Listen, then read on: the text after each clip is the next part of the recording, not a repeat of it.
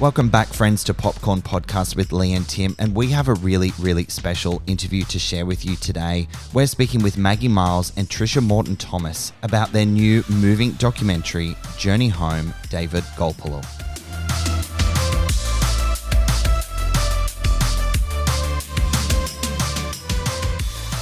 I'm Timmy Flynn, film expert. And I'm Lee Livingstone, entertainment journalist. And we love to talk all things movies. In Journey Home, David Gulpilil, it's the final chapter in the story of Australia's most renowned Indigenous actor, David Gulpilil.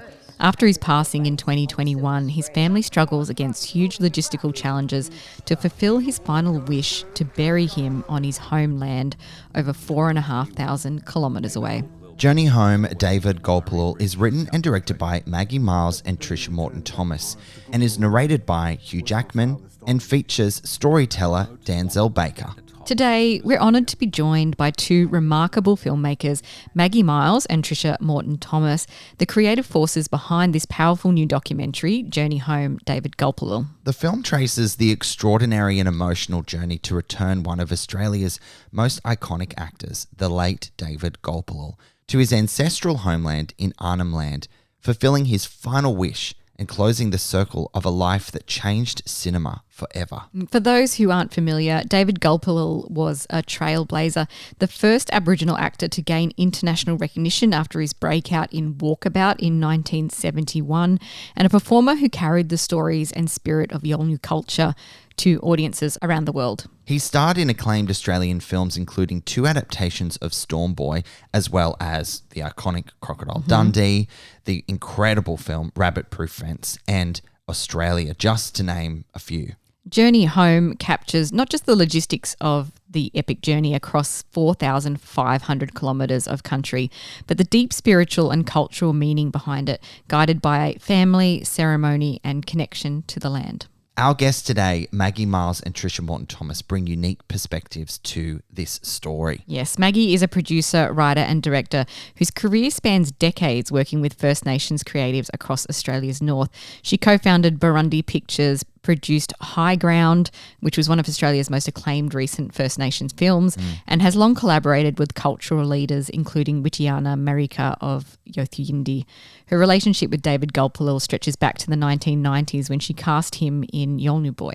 And Trisha Morton-Thomas is an Amatjira woman from Central Australia, a writer, actor and director known for 8MMM Aboriginal Radio and the delightful recent Aussie film Kangaroo. She's also the co-founder of Brindle Films, one of Australia's leading Indigenous-owned production companies. Like David, Trisha has spent her life bridging cultures through storytelling, and that makes her connection to this project deeply personal.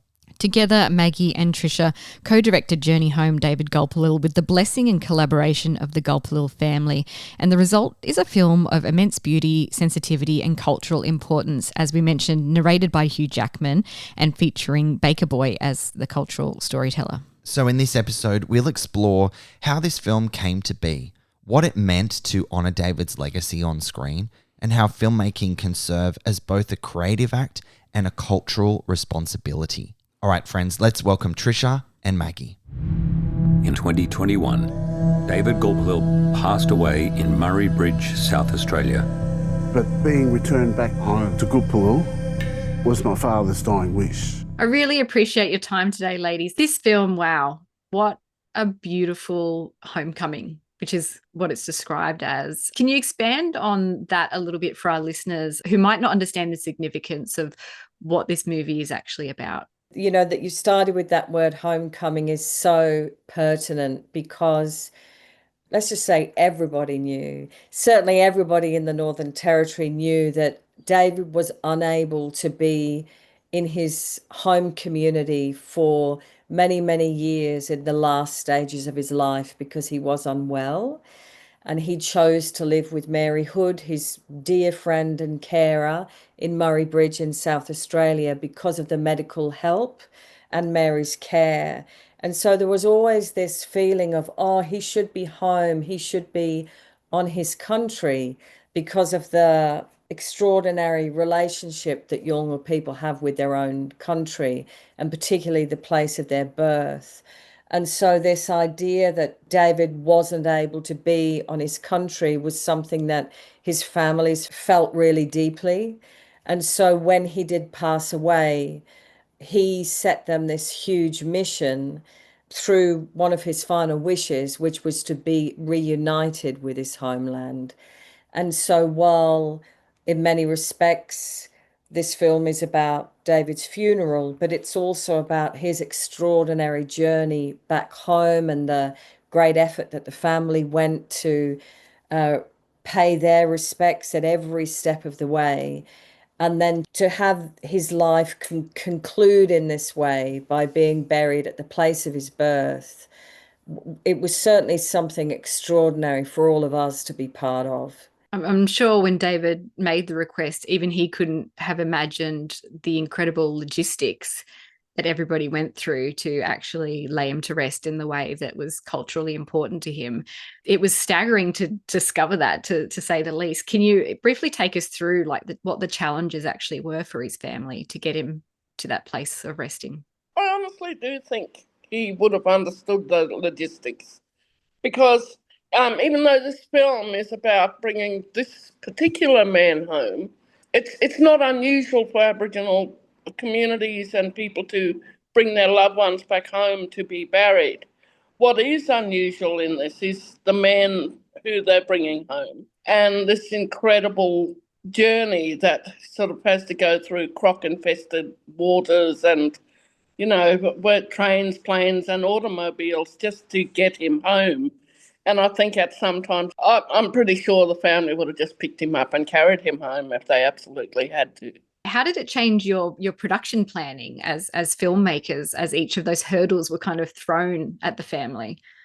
I think you just have to be on your toes and ready to roll as soon as the action's happening. Because a lot of times we were waiting around. We were waiting around for the weather to get better. We were waiting for the swamps to dry up. And then often we didn't know when something was about to happen, and we might just get a call about 3 days before it's happening and just have to rally all together and get out there. It was pretty much one of those shoots where you're just dancing around the action and then waiting for the action to come, and you have to be absolutely ready to go when they say, we're on. I guess that's the nature of a documentary, isn't it? Yeah, and because Australia is such a vast country, we're all in different places. And his journey home was over 4,500 kilometres. It was amazing. And I got sent up for the recce. So I'm essentially embedded in Arnhem Land for 3 months, just doing the recce, working out where Gulpilil was. I'd spent a lot of time in Arnhem Land, but not at these particular communities. And then often the families would ask, Maggie, what do you think about this? Or what do you think about that? Or what date should we bury him? We didn't make it any easier for ourselves, because I would always say that is entirely up to you. We are here to document your process. And if that meant, being up there for a few more weeks, then that's what it meant. And I think that really showed itself too, because we gathered this amazing agile crew together to film in and around Ramaginning when he was brought back to Ramaginning for 5 days and then taken to his homeland where he was going to be for 2 days, and they would bury him. But after those 2 days on his beautiful homeland, they weren't ready to bury him. There were so many more things to happen. And so all our crew had to go. And Alan Collins, amazing DOP, said, well, I'm not going, I'll stay with you. So Trish wasn't able to kind of be there at that moment. So it was just Alan and I there for the last 5 days, surviving with the food that we brought in, the water we brought in with the little Jenny. It was actually, on one level, a really great adventure. I imagine that must have helped, being such a small crew right there at the end, with, I guess, for lack of a better word, being less intrusive, like being on the outskirts. I was really admiring how you guys chose to film those special bits, especially at the end. And you could tell that you were keeping a respectful distance, but also capturing these really powerful, like grief-filled moments. How did you decide sort of what you would document and or did that happen in the editing suite? Yeah, I think as Trish said, you just film everything, you Right. film everything you can. It's extraordinary up there, it's an amazing place. The shops, the rain, the kids, the dirt, the families, the activity. There was so much activity. Hey, Trish. Yeah, but I think people need to understand that the family are producers on this as well, and Mm. executive producers, and they were pretty much gave us carte blanche to shoot. And so, like, even at the end, when the final sort of burial is taking place and we're sitting back, I'm pretty sure if we had decided, look, we're going to climb into the grave and film upwards and watch this coffin come in, they would have allowed that. And Wow. so, but it came down to our choices as filmmakers as to what our moral boundaries, I think, were in that situation. And we decided this was actually, this is the family's moment, and we can film it from the outside rather than being right in the thick of it. And what a gift, because we're not given the privilege of insight into these kind of sacred traditions and ceremonies very often, if at all. How did it feel being granted such access as filmmakers? It was amazing. It was an absolutely amazing experience to be invited to document and to be part of those extraordinary ceremonies. In turn, the family inviting the rest of the world, the rest of Australia to participate as well in that way. I actually personally just was in a mini state of shock for most of the time, thinking, are we really here? And are we really doing this? Or is it going to stop tomorrow? Because this is amazing. And because was such an incredible talent, it gives people who are interested in him through this process an incredible insight into his culture and his family's culture. It was shocking for me to understand watching the documentary that despite his celebrated success across Australia and how, what an icon he is, that there was a funding issue to be able to get him home. Yeah, everything costs money. Hey, Trish. Everything always costs money. Yeah. Yeah. And also because, look, living in the Northern Territory or any remote areas of Australia is notoriously hard anyway and expensive. And then we not only have him living in a remote area of Australia, but one of the remotest areas in the country, and in the middle of a swamp. So yeah, it's been a very interesting process watching this. But can I just answer back to the question you asked, that Maggie just answered about being in amongst all the ceremony and stuff? Mm. For me, that's not an unusual thing. I've grown up in my culture in Central Australia with ceremony and all of that, but it was really beautiful to sit in amongst somebody else's culture and being on the outside, not knowing what's going on in it. So it was exciting in that way to be on the outside for once and not knowing what's going on in these ceremonies, but just sort of making sure the camera's pointing wherever we can to capture whatever we can.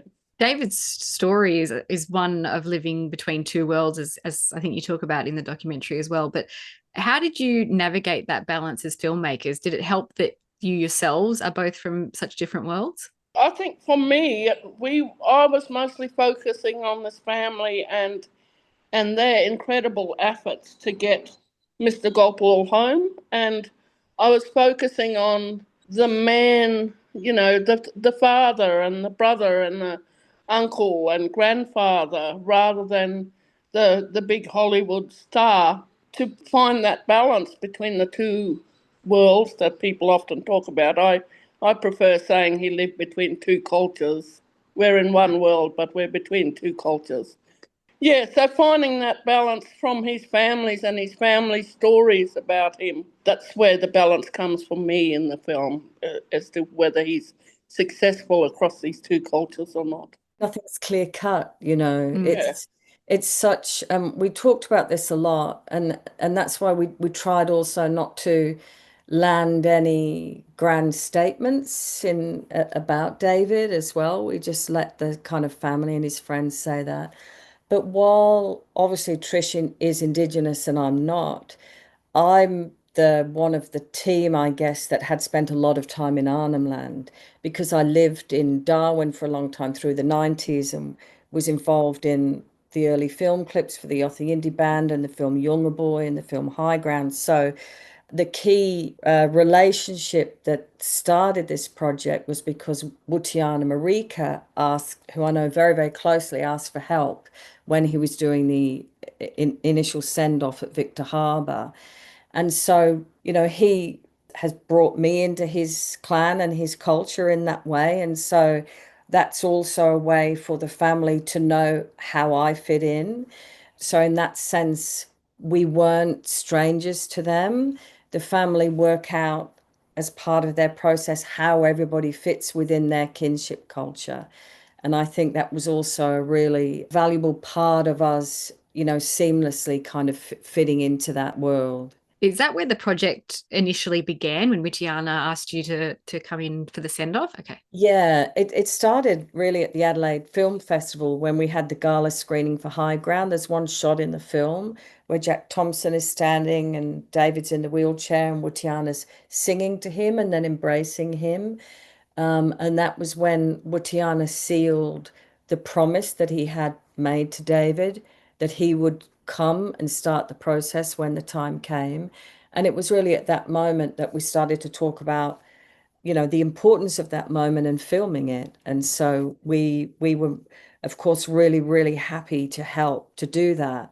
And none of this was planned. That was just one moment still in a COVID impacted time in Victor Harbour. And then the next leg of the journey was Darwin dropping down in Ramingining, going to the mortuary in Nhulunbuy. And that was when we met Jida Gulpilil and we thought, oh, how's Jida going to feel about this? Wutiana's fine. But then, Jida was so embracing of the whole film team and what we were doing because, as you know, and as he told us at the time, this is what his father wanted, actually, to continue to keep sharing his culture by being able to invite people to his homecoming in this way.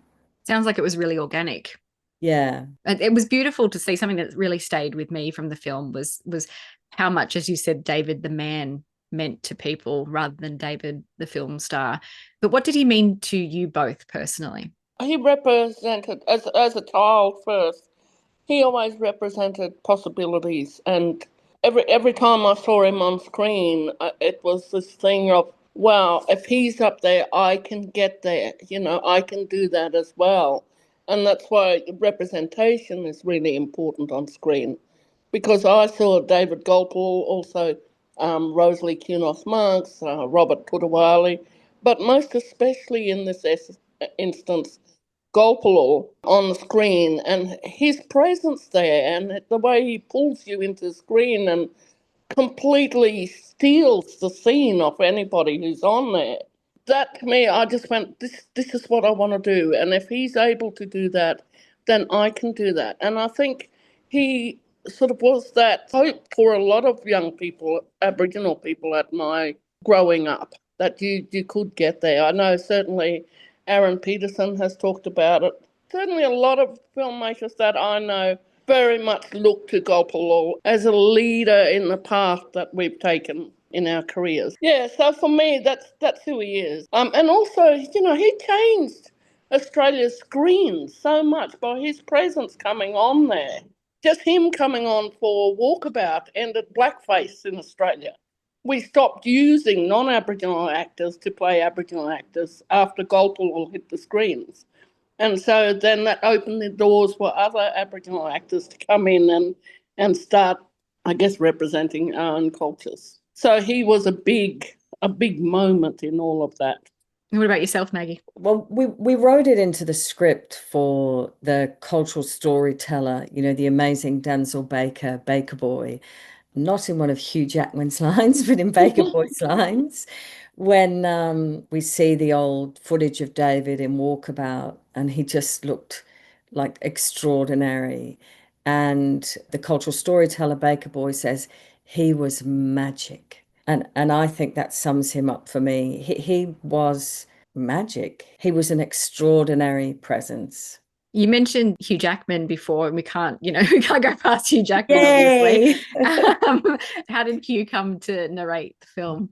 Well, we asked Lloyd Garawara, David's eldest grandson. It was one of the last trips up there where we got the shot of the map and the boat out at Millingimby. And we said we hadn't locked in the narrator. And we said to Lloyd, of all the people that your grandfather worked with, who would you like to be the narrator on the film? And they all loved him because of the relationship built up during Baz Luhrmann's Australia. So Lloyd just said, well, Hugh Jackman. And it was like, well, full okay. stop. No harm in asking, right? And Yeah.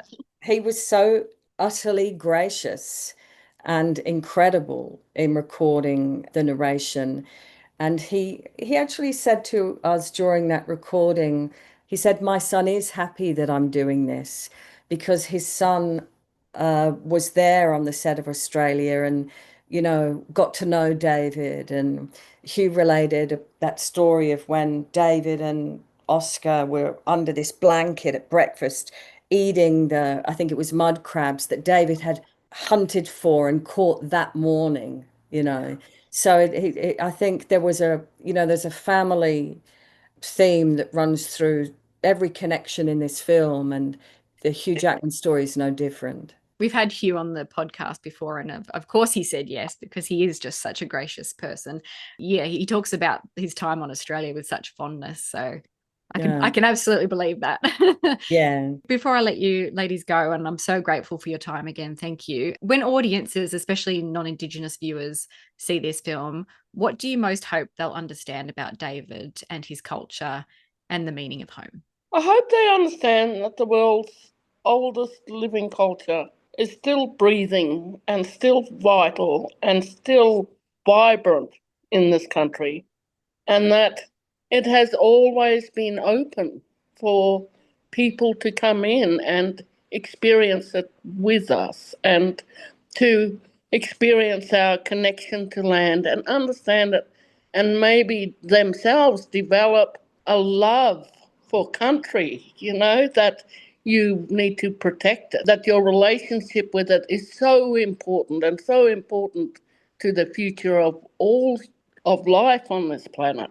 It is one of the most important relationships you're going to ever have in your lifetime. Hopefully this film will teach you that it's possible to have a very deep spiritual connection with your country, regardless of where you come from in this world. Very well said. I think we could all learn a thing or two about that for sure. Yeah. Maggie, what do you hope? Well, I think the film is an invitation from David's family for people to pay their respects to him and to come and attend his homecoming for themselves and to bear witness to their extraordinary culture through what they did for him. And to do that on the big screen, which is where, of course, David would want everybody to see this movie, to see the way in which they honored him. I hope people get to, go and see that because it was absolutely extraordinary. It's incredibly relatable. I mean, we can all relate to laying a loved one to rest, unfortunately. And again, the moment that really stuck with me towards the end was, his family, his community being in the grave and pulling the dirt towards them. Unbelievable. Yeah. That was beautiful. I get emotional thinking about it right now. But what just like a personal way to say goodbye. It was very beautiful. The handling, the family handle the coffin.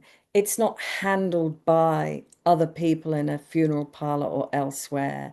And what I always love, and I nearly got into trouble for at a funeral here in Melbourne, is because they always turn the coffin around and carry it head first. If you notice, always turning around head first.